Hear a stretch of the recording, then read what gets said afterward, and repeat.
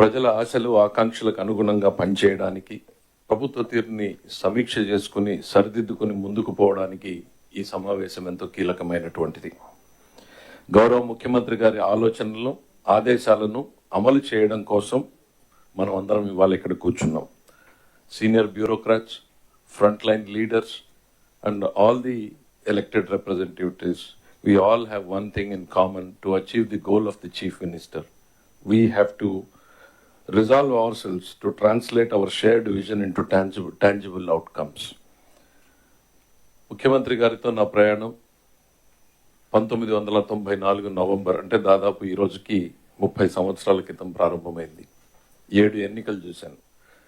మొదటి సంవత్సరంలో 95లో ముఖ్యమంత్రి గారు ఎంత తపనతో ఆరాటంతో పనిచేశారో, 30 సంవత్సరాల తర్వాత అంతకు మించి రెట్టించినటువంటి తపన ఆరాటం ఇవాళ ఆయనలో చూస్తున్నా. స్పష్టమైనటువంటి మార్పును గమనిస్తున్నాను. నిత్యం ఆయన వెనకాల నడిచినటువంటి వ్యక్తిగా, ఆయన ఆలోచనలకు అనుగుణంగా పనిచేసినటువంటి వ్యక్తిగా నాకు ఆయనలో ఒక స్పష్టమైన మార్పు కనపడతా ఉంది. ఈ మిగిలినటువంటి జీవితం ప్రజల కోసమే అన్నటువంటి ఒక ప్రధానమైనటువంటి లక్ష్యంతో ప్రతి నిర్ణయంలోనూ ఒక మానవత్వ కోణం ఉండాలి అనే రకంగా ఆయన చేస్తున్నటువంటి ఆలోచన, ఆయన పడుతున్నటువంటి తపన నిజంగా మనందరికి కూడా మార్గదర్శకం కావాలని చెప్పి నేను కోరుకుంటూ ఉన్నా. ఇది సుదీర్ఘ ఉపన్యాసానికి టైం కాదు. Briefly I want to tell what is the state of affairs today. ముఖ్యమంత్రిగా చంద్రబాబు నాయుడు గారు ప్రమాణ స్వీకారం చేసిన రోజున ఆయనకు వారసత్వంగా వచ్చింది ఏంటో మీరు అందరూ కూడా చూశారు. 10 లక్షల కోట్ల రూపాయల అప్పుని తీర్చడానికి అప్పు తేవాల్సినటువంటి పరిస్థితి, అప్పు మీద వడ్డీ చెల్లించడానికి అప్పు చేయాల్సినటువంటి పరిస్థితి. గత సంవత్సరంలో రాష్ట్ర ఆదాయంలో 99% కేవలం జీతభత్యాలకు, పెన్షన్లకు మాత్రమే సరిపోయింది. అంటే ప్రభుత్వ ఇతర అవసరాలు, ఆల్ అదర్ కమిటెడ్ ఎక్స్పెండిచర్ లేకుండానే కేవలం స్టేట్ రెవెన్యూస్ మొత్తం శాలరీస్కి సరిపోయింది. అంతకు ముందు సంవత్సరాన్ని చూస్తే 107% ఆఫ్ ది శాలరీస్ ఎక్స్పెండిచర్, అంటే శాలరీస్ చెల్లించడానికి కూడా అప్పులు చేయాల్సినటువంటి పరిస్థితి 2 సంవత్సరాల క్రితం ఉన్నటువంటి పరిస్థితి. దీన్ని వారసత్వంగా తీసుకుని 1,14,000 కోట్ల నుంచి 1,30,000 కోట్ల రూపాయల చెల్లించాల్సినటువంటి బకాయిలు ఉన్నాయి. ఇమ్మీడియట్లీ నిన్న చెల్లించాల్సినవి, మొన్న చెల్లించాల్సినటువంటి బకాయిలు 1,14,000 నుంచి 1,30,000 కోట్ల రూపాయల బకాయిలు ఉన్నాయి. ఇక అత్యంత బాధాకరమైనటువంటిది అంటే ప్రతి వ్యవస్థని నాశనం చేసినటువంటి పరిస్థితి. నిన్న మొన్న 2-3 జిల్లాలకు రివ్యూకి వెళ్ళాం. 100 సంవత్సరాలుగా క్రితం ఉన్నటువంటి ఓ కేసీ కెనాల్ ఒక 5 సంవత్సరాల పాలనలో ఎట్లా డిస్ట్రాయ్ అయింది, ప్రాజెక్టులు ఎట్లా కొట్టుకుపోయాయి, తెగిపోయినటువంటి. అదే కర్నూలుకి వెళ్తే అలగనూరు బ్యాలెన్సింగ్ రిజర్వాయర్ కొట్టుకుపోయింది. 3 కోట్ల రూపాయలు ఖర్చు పెడితే సరిపోయేటువంటిది 3 సంవత్సరాల నిర్లక్ష్యంతో ఇవాళ 42 కోట్ల రూపాయలు ఖర్చు పెట్టాల్సినటువంటి పరిస్థితి. ప్రతి జిల్లాలోనూ, ప్రతి వ్యవస్థలోనూ ఇంతకన్నా దారుణమైనటువంటి పరిస్థితులు మనం అందరం కూడా చూస్తున్నాం. ఇది వారసత్వంగా చంద్రబాబు నాయుడు గారికి వచ్చినటువంటివి. ఒకవైపు రాష్ట్రంలో అప్పులు, మరోవైపు ఆగిపోయినటువంటి ప్రాజెక్టులు, అడుగుపడినటువంటి ముందుకు సాగినటువంటి పనులు, ప్రజల ఆశలు, ఆకాంక్షలు, వేరొకరి వల్ల సాధ్యం కానటువంటి పరిస్థితుల్లో మామూలు వ్యక్తికైతే నిద్ర లేనటువంటి రాత్రులు గడిపేటువంటి వ్యక్తి, ఒక ఆర్థిక శాఖ మంత్రిగా నేను చెప్తా ఉన్నా, ఇవాళ ఈ స్థాయికి రావడంలో ముఖ్యమంత్రి గారితో పనిచేయడం సుదీర్ఘం. నేను కూడా, ఎందుకంటే చాలా మంది యంగ్ ఆఫీసర్స్ ఉన్నారు. I just want to share my thought.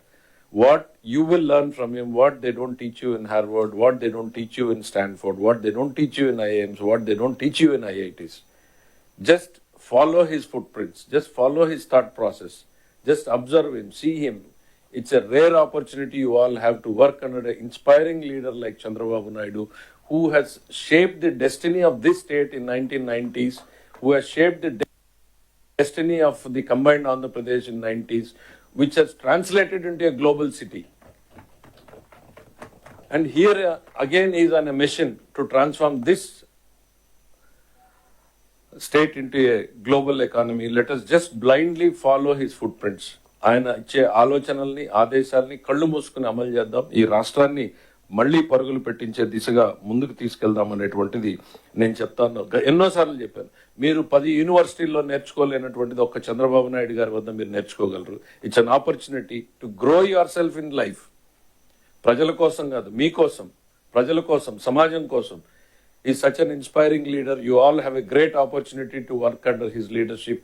I want you to take this as an opportunity to shape yourself to help the people of this state to resolve. At the same time, ఆర్థిక శాఖ మంత్రిగా 2 ముక్కలు చెప్పి close చేయాలనుకుంటున్నా. మన రాష్ట్రానికి ఆదాయాన్ని ఇచ్చేటువంటి ఎక్సైజ్, కమర్షియల్ ట్యాక్స్, రిజిస్ట్రేషన్ డిపార్ట్మెంట్లు ప్రతి రూపాయిని సంపాదించడానికి ఎంతో కష్టపడి పనిచేస్తా ఉన్నారు. అట్లనే మిగిలిన శాఖల్ని కూడా నేను కోరేది, ప్రతి రూపాయిని ఖర్చు పెట్టేటప్పుడు ముఖ్యమంత్రి గారి ఆలోచనలకు అనుగుణంగా బాధ్యతాయుతంగా ఖర్చు పెట్టాలనేటువంటిది. ఎందుకంటే రాష్ట్రం ఉన్నటువంటి ఆర్థిక పరిస్థితుల్లో ఆయన ఆలోచనల్ని ఎఫెక్టివ్ గా ఎట్లా ఇంప్లిమెంట్ చేయగలమని ఇన్నోవేటివ్ ప్రాసెస్ లో ఆలోచించమని చెప్పి మీ అందరినీ కూడా కోరుతా ఉన్నా. ఒక్కటి మాత్రం చెప్పగలుగుతున్నా, 3 నెలలు నేను సెక్రటరియట్ లో 10 గంటల నుంచి 10 గంటలకు కూర్చుంటే నేనేదో కష్టపడిపోయాను అనేటువంటి భావన నాకు కనపడింది. ఒకసారి బ్లాక్ 1 వైపు తిరిగి చూస్తే కనపడింది నాకు. మనం ఎంతమందిమి మన డిన్నర్ ని మన ఆఫీసుల్లో తిన్నాం? Honestly none of us. కానీ గౌరవ ముఖ్యమంత్రి గారు నాకు తెలిసి ఈ 6 నెలల్లో 3 నెలల పాటు కనీసం ఒక 100 రోజులు ఆయన డిన్నర్ ని సెక్రటరియట్ లో చేశారు. 9:30 to 10:30 వరకు, మార్నింగ్ 10:30కి స్టార్ట్ అయితే నైట్ 10:30 వరకు ఆయన రివ్యూస్ చేస్తున్నాడు. దేనికోసం? ఎవరి కోసం? ఈ రాష్ట్రం కోసం, ప్రజల కోసం, ప్రజలకు ఇచ్చినటువంటి మాట కోసం, ప్రజల ఆశలు ఆకాంక్షలకు అనుగుణంగా పని చేయాలి, నేను డెలివర్ చేయాలి అన్నటువంటి ఒక తపన, ఆరాటం ఆయనలో ఉంది. నేను ఎప్పుడు చెప్తా ఉంటా, నా బ్లాక్ 2లో కూర్చుంటే ఫైనాన్స్ సెక్రటరీగా ఫైనాన్స్ డిపార్ట్మెంట్ చూస్తే డిప్రెషన్ వస్తుంది 3 రోజుల్లో. మళ్ళీ బ్లాక్ 1కి వెళ్ళి ఆయనతో కూర్చుంటే ఆయన తెస్తున్నటువంటి పెట్టుబడులు, ఆయన పరుగులు పెడుతున్నటువంటి వైనం, ఆయన రివ్యూ చేస్తున్నటువంటి తీరు, ఇవన్నీ చూస్తే మళ్ళీ నమ్మకం వస్తుంది. ఎస్, ఆయన చెప్పిన మాటలో పరుగులు పెడదాం, ఈ రాష్ట్రాన్ని పునర్నిర్మించడానికి మన వంతు ఆయన మాటలో అడుగులో బాటలో సాగుదామన్నటువంటి నమ్మకంతో పనిచేస్తూ ఉన్నాం. As team Chandrababu, all the cabinet ministers are committed to work for the people. నేను మిమ్మల్ని అందరినీ కోరేది ఒకటే, ఈ అద్భుతమైనటువంటి అవకాశాన్ని, ఆయన వద్ద పనిచేసేటువంటి అవకాశాన్ని, రాష్ట్ర ప్రజలకు నమ్మకాన్ని ఇచ్చేటువంటి పరిస్థితుల్లో మీరున్నారు.